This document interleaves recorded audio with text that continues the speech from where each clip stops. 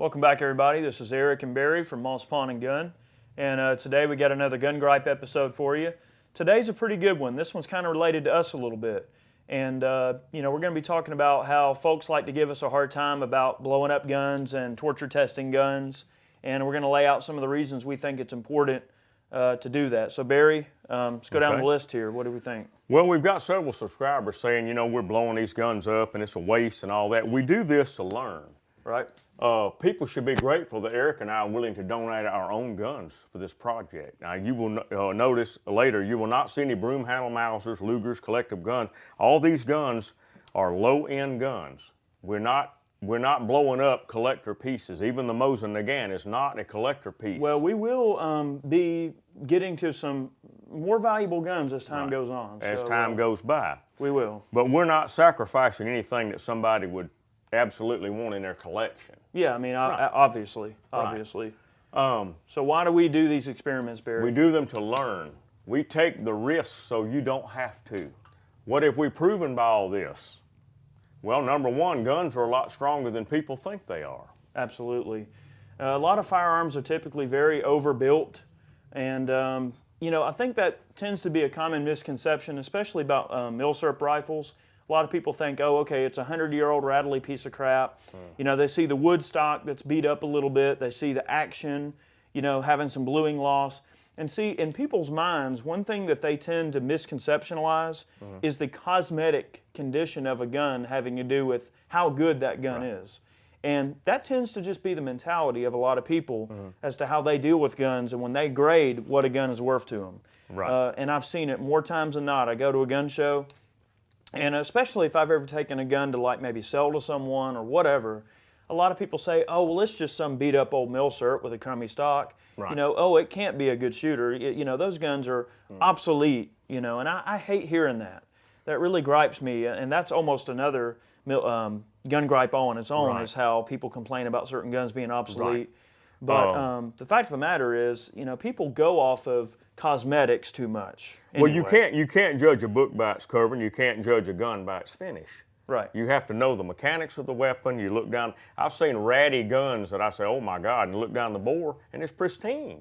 The action is tight, pristine, but the gun has just been used a lot or carried a lot or whatever. Maybe it was stored in a rack and they slammed the guns around. Dings and scratches on guns don't mean anything. No, they don't. It doesn't mean a thing. Now, like nicks on the crown, damage to the crown, yes, that can have an effect on accuracy.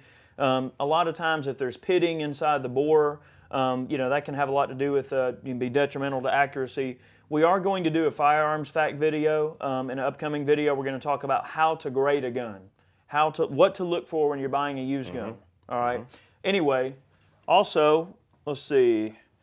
So, all right, we already covered that guns are a lot stronger than people think they are. And what we learned too is guns we formerly had no respect for, we do now. Right. A good example is the High Point video. Right. One of our initial torture test videos, me and Ray went out and tried to destroy High Point and torture test a High Point. We went into the video kind of jokingly and thinking that, okay, yeah, this gun's going to be a pushover. It's a piece of crap gun.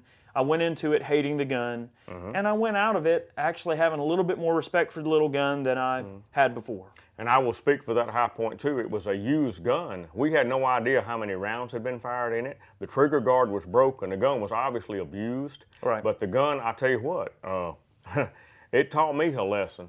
You don't go by the price about something. And getting back to a gun looking good on the bad on the outside and good on the inside, you can get them reversed. You can find a gun that looks pristine and you look down the bore and somebody shot corrosive ammo in it and the bore shot out. Really, really good example of that. Slightly off subject, I'm going to cover it real quick though. The Hakim rifles, semi-automatic 8mm battle rifles, Egyptian Hakims, very good, high quality guns made on very good German machinery under German supervision, but you always see those guns, they have like beautiful stocks, beautiful refinished metal. They look new. But if you look in the bores on them, some of them have really crusty bores, and they have an adjustable gas system on that gun. And if it is not meticulously well kept, the gas system in them will rot out like nobody's business, and they'll be completely unusable, regardless of how the outside of the gun looks. So that's an example that we will cover in the other video on things that, certain gun designs, there's just certain things that you look for. Right. And, don't always judge a book by its cover. Also, we learned that it took measures above and beyond anything anyone would do to blow these guns. Right. All these guns that are blown up was something that nobody could possibly do under normal circumstances. No factory load would replicate the pressures. No hand loader, ideally, no hand loader would accidentally do that. Right. Put range trash in a gun. No. You would have to like purposely blow up these guns, and that's one thing we find, that the guns are very overbuilt. They're very well engineered. They're very well made. And across the board, I think that's going to be the biggest thing with guns, is that they are overbuilt. They have a lot of safety margin kind of integrated into their design. And then obviously one thing we learned too is that hand loading data is very conservative. Very conservative. You know, if you can take a whole case of 54R like we did and fill it up full of 4350, right, and then cram a bullet on top, I mean, that's like 20% over the maximum recommended charge. Right. Right. I mean, you're talking the kind of load that no one would, in their reasonable mind, do. Well, cartridges are loaded, and no matter what caliber, they're loaded to a certain pressure point, and there's no need to push. There's no need to hot rod it past that. That's correct. When you hot rod something, you can hot rod the hell out of a gun, but for what purpose? Right. The gains in velocity are rarely going to be worth the gains in pressure. Now, right. I actually had an argument with a guy a little bit the other day. He came in, and we were talking a little bit about pressure versus velocity. And, you know, velocity, yes, as velocity increases, in theory, pressure increases. But you really can't use that alone as an indicator. I mean, yes, as velocity increases, in theory, pressure increases. The only way you're going to know if that pressure is increasing is to use a pressure test barrel. But, however, it gets to a point with the load density in a given cartridge that once you approach a certain velocity, pressures can spike very quickly to a level that is very dangerous. So, you know, I think that using velocity alone is a very dangerous thing to determine, you know, how hot your hand loads really are. I mean, you should look at pressure signs. I'm sure Eric will agree. If you got a load for a 30-06 or 308 or whatever, and you get to you hot rod it to the maximum, it's not going to be as accurate either. No. Sometimes when you load to the maximum and you back it down a little, you find out your groups tighten up. And right. There's a sweet spot that you meet somewhere, and that's what you should load. Well, you know, most of the hand loads that I've worked up over the years that have shot really good are generally on the lower end of the spectrum in terms of charge and load density. I mean, when you start getting to a point where you're trying to cram like an extra half a grain into a charge before it practically sticks shut on the bolt, you're really kind of fighting a losing battle. I mean, you need a more powerful gun if that's the case. That's true. You know, you buy a Magnum, a 300 Winchester Magnum if a 30-06 isn't doing it for you. You know, but anyway, getting back on subject, across the board, hand loading data is very conservative. These are a few that I did. Obviously, you know, we do these tests to show, you know, we exceed the tests that manufacturers perform on their firearms. Right. All right. When you look at the manufacturers and the tests that they perform on guns, they do things like salt spray. Like they might have their finish, they're going to test their finish, and they'll have like a certain amount of hours under salt spray. And they'll test for corrosion, look for rust. Then other things they'll do is much like, you know, even a furniture company or whatever, gun manufacturers will also have tests where, like, they might have a machine that holds a gun, all right, and all it does is it dry fires it, cycles a slide. Dry fires it, cycles a slide. That's it. This machine cycles this gun with the same amount of force and the same manner every time. It's a machine. And then they look at wear patterns. They look at how often parts break. Those are the kind of tests manufacturers perform. I remember years ago when Ruger was at the SHOT Show in Las Vegas, they had a machine with a single 6 revolver in it. It cocked it and pulled the trigger, cocked it and pulled the trigger throughout the whole week. And the gun, after that, the gun was functioning perfectly. They test that for wear. And the manufacturers do that, like Eric says. They want to test to see how many cycles this gun can go. Even though they're not firing it, it's mechanically cycling it. Right. A lot of older guns. Well, and it's dry firing. Right. So, you know. A lot of times, some of the older pump guns, if you hot rod them and pump them real hard, they'll break because they only have one action rod and they only got one lug holding the bolt in. Most of your modern pump guns now have twin action bars, and they're much, much stronger. So, yeah, they test them for wear as well as strength and everything else. That's right. So, you know, and then you have tests like the Glock test. Of course, everybody knows of like the Glock commercial where they freeze it in water and thaw it out and shoot it, and they run it over with mud and all that, run it over with cars, whatever. I mean, yes, those tests are cool. And, you know, I know it's kind of a cliche thing to like do the mud test and all that, but it is a really neat thing to see, you know, just how well the gun will hold up to that type of stuff. Right. So some manufacturers go the extra mile and they want to prove how badass their gun is. And Glock is one of those brands. I mean, they're not scared to get their guns dirty to show how strong they are. Well, I think we've gone over the detailed tests that the firearms makers do. Right. And I think we need to explain some of the guns here, and then we'll just wrap it up. Yeah, Barry, let's give them a short synopsis. What we'll do here is we're going to show you some of the guns that we've done torture tests on in the past and a brief description of what we did. You'll see a little video box. If you click on the video box, it'll take you to the original video if you haven't had a chance to check it out yet. Right. Barry, what's this one? Well, this is the one we call 9 Lives. We read on the internet that this man had been firing 44 Magnums out of his 410 for years. I said, oh, no. There's no way. Well, I've been shooting guns forever. And there's no way. The bore of this gun is way under 400 thousandths. And you're running a 44 caliber bullet through it. So what we did, we took it out. We fired a 45 Colt through it with no problem. We fired a 44 Magnum through it with no problem. We fired 2 444 Marlin rifle cartridges out of this gun with no problem. And you're talking a rifle cartridge that operates in the 55,000 PSI range. Absolutely. And we fired 5 454 Casull Magnums out of this gun with no harm to the gun whatsoever. Yep. What blew this up was range trash. Right.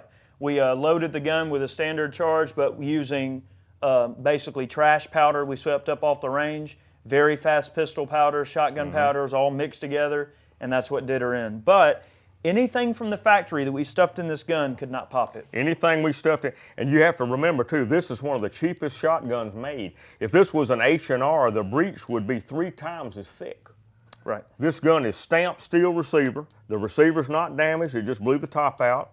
Didn't even warp the receiver. If you replace the barrel, this gun would still shoot. This gun would still be perfectly functional. Now, what about the little Champion here? Well, you explain that one because you made a load that blew that up. Okay, well, what we did here, this is when we were experimenting with waxers.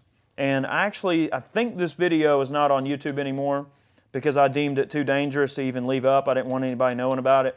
But what we did is we took the base of the wad off of a standard target load, and we cut the bottom of it off, and we stuffed the wad all the way down on a standard charge, and then we topped the whole thing off with wax.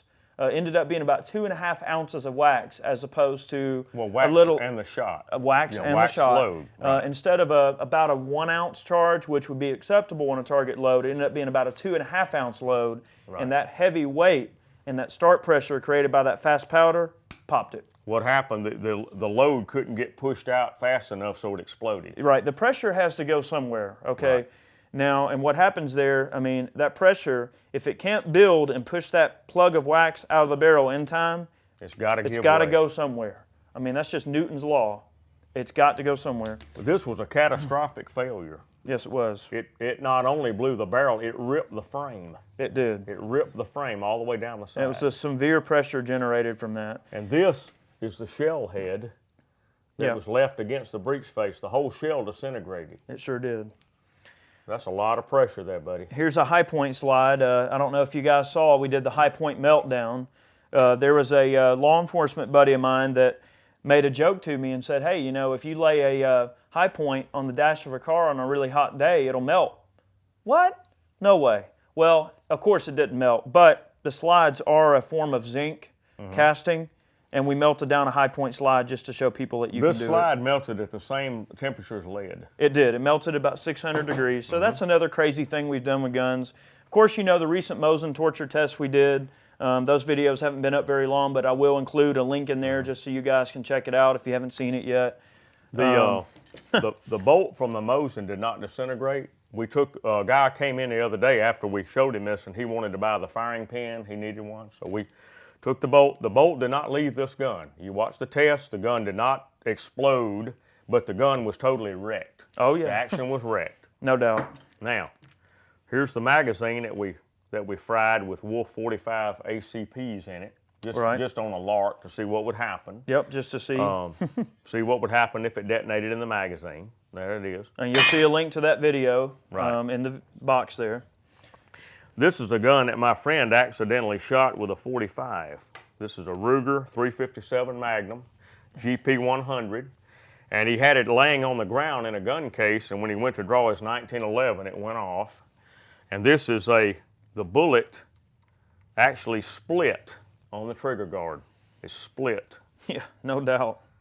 And that's a 1 in a million shot. This is how he found it in the case. Now, if it had been a ½ inch this way or a ½ inch that way, nothing would have harmed the gun. But it wrecked this gun. We sent it to Ruger, and I thought they could replace this modular system here. But when you take the grips off, the whole frame is bent. So if you ever get a gun shot out of your hand, it hits with some considerable force. Oh, yes. It would rip it out of your hand. Enough to bend that stainless steel, you better believe it. Oh, yeah. But anyway. We are not done yet when it comes to torturing guns. We have some more torture tests planned. Some of them are going to cost me a little bit of money, but they're going to be fun and we're going to learn. Remember, the whole point of us torturing these guns is not that we hate the guns. It's not that we want less guns in the world. It's not that. The point is to learn, and to learn as much as you can before that gun fails. Well, it's like a race car, Eric. Somebody builds a race car. They want to know how many turns that engine can take before something goes wrong with it. That's right. Every mechanical device is tested to its limit, and we test these to the limit and beyond. But here again, in closing, nothing that you could find in this store that would fit in this gun would pop it. That's right, and that says a lot. It says a whole lot. It either says a lot for metallurgy or the way that they're constructed, or I think it goes back to the conservative nature that factory ammo is loaded to. I think that has a lot to do with it. So we will be performing more torture tests. We appreciate you watching this video. If you had questions about why we do it, there's why.